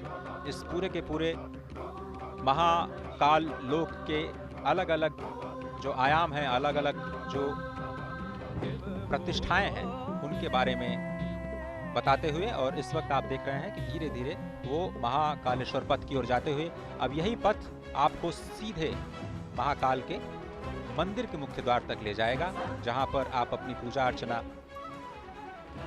अपने तरीके से संपन्न कर सकते हैं। और अगर आप समझें तो ये पूरे के पूरे पथ में जो सुविधाएं हैं पर्यटकों के लिए वो विकसित की गई हैं, और मकसद यही है कि स्मार्ट सिटी के तौर पर उज्जैन को एक विकास दिया जाए, और केवल स्मार्ट सिटी ही नहीं बल्कि सांस्कृतिक शहर के रूप में भी उज्जैन को जाना जाता है। और जिस तरह से सभ्यता, संस्कृति, विज्ञान और तकनीक का एक अद्भुत और अनोखा संगम आपको इस वक्त दिखाई दे रहा है महाकालेश्वर पथ पर, जहां पर पैदल चलने की भी व्यवस्था है और ई कार्ड से भी चलने की भी व्यवस्था है। जिस पथ से प्रधानमंत्री इस वक्त जा रहे हैं, कल से जनता के लिए खोल दिया जाएगा, और आम जनता कल से ही इस पथ का प्रयोग करते हुए चाहे तो पैदल और चाहे तो ई कार्ड के माध्यम से भगवान श्री महाकालेश्वर के मुख्य मंदिर की ओर जाने के सफर पर निकल सकते हैं, और साथ ही जो शिवलोक के कथाएं हैं उनको अपने आप में समाहित करने की प्रक्रिया को भी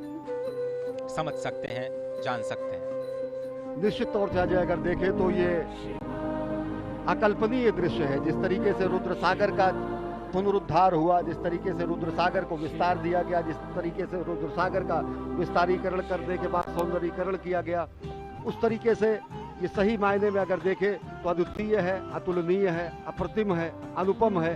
और ये जो छटा आप देख रहे हैं, इस समय देश देशांतर के अनेक मनीषी, महामंडलेश्वर और साथ ही साथ सनातन संस्कृति के ध्वजवाहक यहाँ पर साक्षी बन रहे हैं। महाकाल की इस धरती पर असंख्य देव और साथ ही साथ अन्य लोगों के साथ जो चराचर में व्याप्त है। निश्चित तौर से अगर देखें तो ये सनातन संस्कृति की धर्म ध्वजा का विश्व के पटल पर लहराने जैसा है। और साथ ही साथ अगर देखें तो ये एक स्वप्न दृष्टा की साधना के सफल होने का परिणाम है। यह देखें तो संकल्प से सिद्धि का परिणाम है। ये राष्ट्र सेवक की साधना का ये कर्मफल है। और साथ ही साथ कर्मयोगी प्रधानमंत्री नरेंद्र मोदी के दिशा निर्देशन में बना हुआ ये महाकाल का लोक आदि योगी को दी गई सही और सच्चे मायने की कार्यांजलि है। पुष्पांजलि अर्पित की उन्होंने अभी महाकाल के दरबार में, और अब कर्तव्य परायण स्वरूप में कार्यांजलि अर्पित कर रहे हैं सनातन संस्कृति के दिव्य प्रकाश स्तंभ के रूप में, जो कि महाकाल के महालोक के रूप में आज जिसका लोकार्पण किया गया है। एक और बहुत ही महत्वपूर्ण जानकारी जो मैं आप सभी के साथ साझा करना चाहता हूँ अश्विनी, वो ये कि आप इस वक्त जो दृश्य अपने टीवी स्क्रीन पर देख रहे हैं वो भारत का पहला नाइट गार्डन है। ये भारत का सबसे लंबा टेम्पल कॉरिडोर है, जिसे आप महाकालेश्वर पथ के तौर पर अब आज से जानेंगे। महाकाल लोक का ये महाकालेश्वर पथ इस वक्त भारत का सबसे लंबा कॉरिडोर, काशी कॉरिडोर भी आपने देखा, वो 300 मीटर करीब उससे 3 गुना ये जो लंबाई है। और इस वक्त जो दीवारों पर जो कथाएं चित्रित की गई हैं वो कैसे उकेरी गई हैं, और कैसे सभी संतों से, सभी महर्षियों से विचार विमर्श करने के बाद किन श्लोकों को वहाँ पर उद्धृत किया जाना है।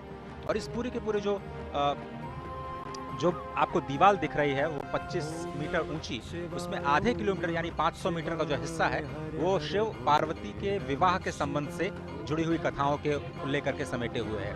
और अजय, सबसे बड़ी बात आपने ये भी बताई, दर्शकों को अपनी रिपोर्ट में भी दिखाया कि किस तरीके से ये पुरातन और नवीन का संगम भी है। इन सभी भित्ति चित्रों पर उससे संदर्भित एक बारकोड लगाया गया है। उस बारकोड को कोई भी श्रद्धालु, कोई भी दर्शनार्थी आके उसको स्कैन कर सकता है, और अगर जब वो स्कैन करेगा तो सीधे वो वेब संजाल के वेब पेज के उस वेब पेज पर पहुंच जाएगा, जो कि जहां पर उससे संदर्भित कथा कही गई है। तो पूरा का पूरा शिवपुराण के पुरातन स्वरूप को नवीनतम रूप में व्याख्यायित करते हुए, और ये 108 स्तंभों की जो ये वलयावली है, जो ये अहोरात्र चलने वाला महायज्ञ जैसा है, जो असंख्य दीपों से सुसज्जित इस समय उज्जैनी है, निश्चित तौर से अगर इसका साक्षी बनने के लिए हम, आप और साथ ही साथ ये समूचे सनातन संस्कृति के लोग धन्य हैं, क्योंकि ये एक तरीके से कायांतरण है। ये महालोक का निर्माण समूचे उज्जैन और उस परिसर का कायांतरण है, रूपांतरण है, जो नयनाभिराम स्वरूप में आप देख रहे हैं। अजय, तो स्वागत है आप सभी का भारत के पहले नाइट गार्डन में। इस वक्त जो आप तस्वीरें देख रहे हैं, श्री महाकाल लोक के नाइट गार्डन में भगवान शिव की लीलाओं पर आधारित ऐसी 190 मूर्तियां स्थापित की जानी हैं। 2 चरणों में ये कार्यक्रम संपन्न होना है। अभी तो सिर्फ पहला चरण पूरा हुआ है। स्मार्ट सिटी परियोजना के तहत उज्जैन को विकसित करने की ये जो योजना है, उसके दूसरे चरण का कार्य मार्च 2024 तक पूरा होने की संभावना, उम्मीद जताई जा रही है। जैसा कि अभी आपने सुना, 108 स्तंभ स्थापित किए गए हैं, जिसमें भगवान शिव और उनके गढ़ों की विभिन्न मुद्राएं बनी हुई हैं। और आप देखें, स्वयं महाकाल के रूप में जो लोक कलाकार हैं, और 750 से ज़्यादा लोक कलाकार देश के अलग अलग हिस्सों से अपने कार्यक्रम का, सांस्कृतिक कार्यक्रम को प्रदर्शित करते हुए इस वक्त आपकी टेलीविजन स्क्रीन पर नजर आ रहे हैं। श्री महाकाल लोक में 18 फीट की 8 प्रतिमाएं हैं, जिसमें नटराज, भगवान शिव के पुत्र गणेश और कार्तिकेय, दत्तात्रेय अवतार, पंचमुखी हनुमान, चंद्रशेखर महादेव की कहानी, शिव और सती और समुद्र मंथन जैसे विहंगम दृश्य शामिल हैं। उसके बाद थोड़ी सी उससे कम ऊंची 15 फीट की जो प्रतिमाएं हैं, उनकी संख्या 23 है, जिसमें आपको शिव के तांडव नृत्य का एक तरह से अवलोकन करने को मिलेगा। और ये जो आप देख रहे हैं मूर्ति, वो भगवान शिव के विवाह की जो झांकी है वो दिखा रही है। और इसके साथ ही जो मध्य प्रदेश की पारंपरिक लोक कला है, कैसे आप अध्यात्म के जरिए अपने आप को जोड़ पाते हैं, वो इसमें शिव नृत्य और शिव के विवाह के जो प्रसंग हैं, उनके माध्यम से भगवान शिव के लोक में आपको ले जाने की तैयारी करता हुआ ये महाकाल का लोक, जिसमें आप शिव नृत्य के साथ साथ 11 रुद्र, उनके महेश्वर अवतार, भगवान शिव के अघोर अवतार, ये आप देखें। विषपान, अमृत मंथन के बाद जो विषपान के दृश्य हैं वो आपको दिखाई दे रहे हैं। साथ ही जो अघोर अवतार के साथ साथ काल भैरव, शरभ भैरव, खंडोबा अवतार और वीरभद्र द्वारा किया गया जो दक्ष वध है, उसकी भी मूर्तियां आपको यहाँ पर स्पष्ट तौर पर दिखाई देंगी। शिव बारात आपने देखा, उसके बाद मणिभद्र अवतार, भगवान श्री गणेश और कार्तिकेय के साथ जो पार्वती, जिसका जिक्र हमारे साथी अश्विनी जी कर रहे थे कि शिव वाटिका का निर्माण किया गया है। तो यहाँ पर 4 वाटिकाएं बनाई गई हैं, जिसका हम आपको लगातार उसके बारे में बताते रहेंगे। और इस महाकाल लोक में 11 फीट की 17 प्रतिमाएं स्थापित की गई हैं, जिसमें प्रवेश द्वार पर आपने देखा भगवान श्री गणेश, उसके बाद अर्धनारीश्वर, अष्ट भैरव, ऋषि भारद्वाज, वशिष्ठ, विश्वामित्र, गौतम, कश्यप, जमदग्नि, जो आपने सप्तर्षि के जो मूर्तियां देखी वो शामिल हैं। बहुत ही अद्भुत जो प्रतिमाओं का दर्शन, और उसके साथ साथ जो भगवान शिव की जो शिवत्व का दर्शन है, वो आप कैसे दृश्यों के माध्यम से अपने आप में समाहित करते हुए भगवान श्री महाकालेश्वर मंदिर की अपनी यात्रा को धीरे धीरे आगे बढ़ाते हुए और अत्याधुनिक सुविधाओं का आनंद लेते हुए कैसे आप अध्यात्म के सफर पर चल सकते हैं, और कल ही से इस योजना का या फिर कहें इस सुविधा का लाभ उठा सकते हैं, वो अब राष्ट्र को समर्पित हो चुका है। स्वागत है आप सभी का महाकाल लोक में, स्वागत है आप सभी का भारत के पहले नाइट गार्डन। ज्योतिर्मयं चंद्रकलावतंसं भक्ति प्रदानाय कृपावतीर्णं तं सोमनाथं शरणं प्रपद्ये। जो संकल्पना है, सही मायने में यहाँ पर इस समय धरती पर उतर आई है, और सब कुछ इस समय शिवोहम शिवोहम के स्वरूप में हो चुका है। न मे द्वेष रागो न मे द्वेष रागो न मे लोभ मोहो मदो नैव मे नैव मात्सर्य भावः न धर्मो न चार्थो न कामो न मोक्षः चिदानंद रूपः शिवोहम शिवोहम। अगर शिव को व्याख्यायित करने की कोशिश की जाती है तो कहा जाता है न वो द्वेष है, न राग है, न लोभ, और वह रूप जो सही मायने में आज देखें तो आज रुद्र सागर के तट पर, पुण्य सलिला क्षिप्रा के तट पर, उज्जैन नगरी में इस समय विलक्षण क्षण के हम सहभागी बन रहे हैं। हम देख रहे हैं ये नयनाभिराम दृश्य किस तरीके से कायांतरण हुआ है, किस तरीके से रूपांतरण हुआ है, किस तरीके से कलेवर बदला हुआ है। और सही मायने में अगर देखें तो अगर एक सशक्त नेतृत्व होता है, स्पष्ट दूरगामी लक्ष्य होता है, अगर दूरदृष्टा का संधान होता है और संकल्प होता है तो ये प्रमाण है कि किस तरीके से संकल्प की सिद्धि होती है। अजय, प्रधानमंत्री नरेंद्र मोदी के दिशा निर्देशन में ये पूरा का पूरा निर्माण कार्य किया गया है मध्य प्रदेश सरकार द्वारा। आप इस सफर को जारी रखें। सिर्फ मैं एक छोटी सी जानकारी आपके साथ और अपने दर्शकों के साथ साझा करना चाहता हूं। ये जो नाइट गार्डन आप देख रहे हैं, ये अद्भुत इसलिए है क्योंकि ये आत्मनिर्भरता की कहानी है।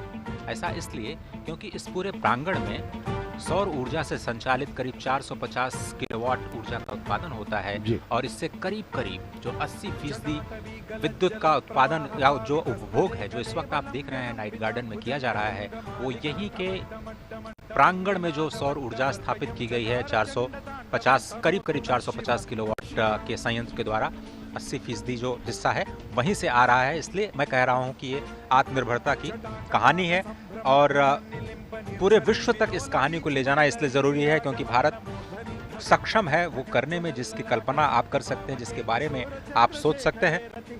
और आप देख रहे हैं मलखम्ब। अजय, इसके बारे में बताएं, पूरा का पूरा कितना ये विलुप्त होती है हमारी विरासत थी और जिसको पुनर्जीवित करने का कार्य प्रधानमंत्री नरेंद्र मोदी ने किया।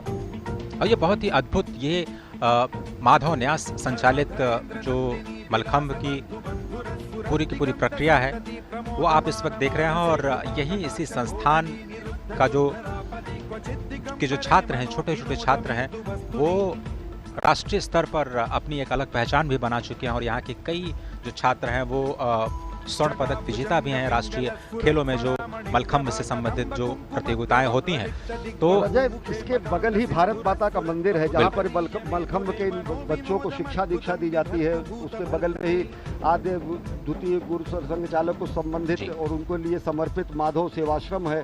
और साथ ही साथ ये जो विलक्षण हम देख रहे हैं कि ये जो हमारी कला थी, जो हमारा ये ज्ञान था, जो हमारा ये कर्तव्य था, जो हमारा व्यायाम था, जो कि कहीं लुप्त हो रहा था, उसको जो है पुष्पित पल्लवित संवर्धित और स्थापित करने का प्रयास प्रधानमंत्री नरेंद्र मोदी ने किया। और देख रहे हैं आप भारत माता का मंदिर जो कि महाकालेश्वर भक्त निवास भी यहाँ पर है और महाकाल के प्रांगण से ही सटा हुआ ये भारत माता का मंदिर है। निश्चित तौर से अगर देखें तो 2 ही मंदिर हैं, या तो हरिद्वार में भारत माता का मंदिर है या फिर उज्जैन में भारत माता का मंदिर है। हम उस संस्कृति के हैं अजय जो हम कहते हैं कि माता पृथ्वी पुत्रो अहम, माता पृथ्वी है और हम उसके पुत्र हैं। हम ऐसे उस सनातन संस्कृति के हैं जो हम कहते हैं कि हम अपनी जन्मभूमि को माँ के सदृश मानते हैं। हम उस संस्कृति के हैं जो ये कहते हैं कि जननी जन्मभूमिश्च स्वर्गादपि गरीयसी। हम उस सनातन संस्कृति और भारत भूमि की पूर्ण भूमि के हैं जो कि ये बताते हैं कि जीवन का क्षण क्षण और शरीर का कण कण राष्ट्र के लिए समर्पित होना चाहिए। और इन्हीं ध्येय वाक्यों को आगे लेते हुए और राष्ट्र निर्माण के प्राण प्रण से जुटे हुए इस राष्ट्र साधक के संकल्पना के साकार होने का आज दिन है, स्वप्नद्रष्टा के स्वप्न के साकार होने का दिन है। ये विहंगम दृश्य खुद बताता है कि किस तरीके से पूरा का पूरा इस परिसर का कायांतरण हुआ है, रूपांतरण हुआ है, दिव्य अलौकिक छटा मिली है। अजय, कुमुद सरोवर का दृश्य आप देख रहे हैं और जिस तरह से हमने पहले कहा कि यहाँ पर जितने भी विद्युत का उत्पादन किया जाता है वो पूरे के पूरे इसी प्रांगण में प्रयोग किया जाता है। ऊर्जा के उत्पादन के लिहाज से 80% आत्मनिर्भरता प्राप्त की जा चुकी है और बहुत ही समझना इसलिए भी आवश्यक है एक और बात कि सुरक्षा की दृष्टि से भी जो तकनीक का इस्तेमाल इस पूरे प्रांगण में किया गया है वो अभूतपूर्व है। 24 घंटे यहाँ पर विशेष सर्वेलांस कैमरों के जरिए निगरानी की जा रही है क्योंकि इसमें बहुत बड़ी संख्या में लोग आने वाले हैं। अगर आप देखें जो नंदी द्वार है वहाँ से करीब 20,000 लोग एक साथ प्रवेश कर सकते हैं। महाकाल के परिसर में अगर हम समझें तो हर घंटे 1 लाख से ज़्यादा लोग महाकालेश्वर के दर्शन कर सकते हैं। इतने लोगों पर निगरानी रख पाना बहुत ही मुश्किल कार्य होता है और इसीलिए हम कह रहे हैं बार बार कि आर्टिफिशियल इंटेलिजेंस का इस्तेमाल करते हुए एक बहुत ही उन्नत और अत्याधुनिक कमांड एंड कंट्रोल सेंटर बनाया गया है, जिसके ज़रिए जो सर्वेलांस कैमरों की मदद से जो integrated command and control centre है, पूरे परिसर की 24 घंटे निगरानी की जाएगी। और इस परियोजना का जो पूरा उद्देश्य है, इस क्षेत्र में जो भीड़ भाड़ पहले थी उसको कम करना और किस तरह से जो विरासत संरचनाओं का संरक्षण करना, और साथ ही साथ जो इस परियोजना के विस्तार के जरिए यहाँ पर पर्यटन को बढ़ावा देना है, अर्थव्यवस्था को भी बढ़ावा देना है, आत्मनिर्भरता को भी बढ़ावा देना है, समृद्धि को भी हमें दिखाना है, अपने सांस्कृतिक धरोहर को सहेजना भी है। इन सभी कार्यों का जो संगम है वो आपको इस महाकाल के इस नए लोक में इस वक्त भारत के पहले नाइट गार्डन के रूप में, एक विहंगम दृश्य के रूप में, जिसमें इस वक्त आप रुद्र सरोवर के साथ साथ महाराज विक्रमादित्य का टीले के साथ साथ आप देख रहे हैं ये दृश्य, जो आप या फिर कहें कि भारत माता के मंदिर के साथ साथ जो मंदिर का मुख्य शिखर है वो भी आपको बहुत ही आसानी से दिख रहा है। अप्रतिम विहंगम दृश्य, नयनाभिराम दृश्य। और अजय, जैसा आपने बताया कि भारत ने ही प्रधानमंत्री नरेंद्र मोदी के अध्यक्षता में और उनके नेतृत्व में इंटरनेशनल सोलर अलायंस की स्थापना की, और यहाँ इस पूरे परिसर का जो प्रकाश की व्यवस्था की गई है वो सौर ऊर्जा द्वारा संचालित है। ये होता है दूरदृष्टि और ये होता है स्वप्नद्रष्टा के स्वप्न का साकार होना। निश्चित तौर से अगर देखें तो भारतीय संस्कृति और भारतीय जो संस्कृति के पुनर्स्थापना का जो ये संक्रांति काल है, इसको इस रूप में देखा जा सकता है। वास्तव में ये सांस्कृतिक पुनर्जागरण का काल है। हमने वो दौर भी देखा जब भारत भारतीयता के नाम से लोग मुंह छिपाते और मुंह चुराते हुए भी शासन करते हुए लोग दिखे, लेकिन आज गर्व से सबको अपने में एक रक्षा सूत्र के रूप में समेटे हुए भारत भारतीयता का जयगान और जय घोष करते हुए विश्व के पटल पर एक नए भारत का अभ्युदय हो रहा है, और वो प्रधानमंत्री नरेंद्र मोदी के सबल सशक्त नेतृत्व में हो रहा है। निश्चित तौर से दुनिया देख रही है भारत के नए शक्तिबोध को, दुनिया आज देख रही है भारत के नए सौंदर्य बोध को, दुनिया देख रही है आज भारत के नए अभ्युदय को। और निश्चित तौर से अगर देखें तो भारत भारतीयता को किसी धर्म विशेष के रूप में नहीं व्याख्यायित किया जा सकता है। भारत भारतीयता को किसी एक रूप में नहीं व्याख्यायित किया जा सकता है। स्पष्ट तरीके से कहा गया है, उत्तरे हिमालयश्च दक्षिणे, जो उत्तर में हिमालय है और साथ ही साथ दक्षिण में जो हमारी स्थिति है महासागर के दक्षिण में, और हिमालय के उत्तर में जो समूची धरा है वो धरा भारत और भारतीयों की धरा है। ये महाघोष हमने ईसा पूर्व शताब्दियों पहले अपने पुराणों और वेदों में इसका उद्घोष किया। निश्चित तौर से अगर देखें तो आज नयनाभिराम छटा देखकर विश्व गदगद होगा, सनातन संस्कृति भारत भारतीयता आज आह्लादित होगी, और निश्चित तौर से भारत के नए अभ्युदय का दिन है। और अगर उनको चंद शब्दों में समेटे श्रद्धेय अटल जी के शब्दों में अजय, तो उन्होंने कहा कि मैं एक बिंदु परिपूर्ण सिंधु, ये रुद्र सागर के एक एक बिंदु में भी ये व्याख्या समझी जा सकती है कि किस तरीके से हमारा समाज है। हम तो एक बिंदु परिपूर्ण सिंधु, यह है मेरा हिंदू समाज, मेरा इसका संबंध अमर, मैं व्यक्ति और यह है समाज, इससे मैंने पाया तनमन, इससे मैंने पाया जीवन, मेरा तो बस कर्तव्य यही सब कुछ कर दूं इसको अर्पण, मैं तो समाज की थाती हूँ, मैं तो समाज का हूँ सेवक, मैं तो समष्टि के लिए व्यष्टि का कर सकता बलिदान अभय, तन मन हिंदू जीवन हिंदू रग रग हिंदू मेरा परिचय। मानवता के कल्याण के लिए हमने अस्थि का दान किया है, समष्टि के कल्याण के लिए व्यष्टि का बलिदान करना हमारी परंपरा रही है, समष्टि के कल्याण की प्रार्थना और अभ्यर्थना करनी हमारी सनातन संस्कृति का मूल बिंदु रहा है। और आज महाकाल के इस दरबार से, महाकाल के इस महालोक के लोकार्पण और विश्वार्पण के बाद दुनिया देख रही है कि किस तरीके से भारत और भारतीयता विश्व पटल पर नए स्वरूप में अभ्युदय हो रहा है। उसका नए नेतृत्व, सबल सशक्त नेतृत्व में भारत और भारतीयता जगत गुरु बनने की तरफ अग्रसर है। अजय, सीधा प्रसारण आप उज्जैन से देख रहे थे। इस दृश्य को क्या कहा जाए, नयनाभिराम दृश्य, और पूरा ब्यौरा सुना रहे थे हमारे दो सहयोगी अजय मिश्र और अश्विनी मिश्र। और अब से कुछ ही देर पहले प्रधानमंत्री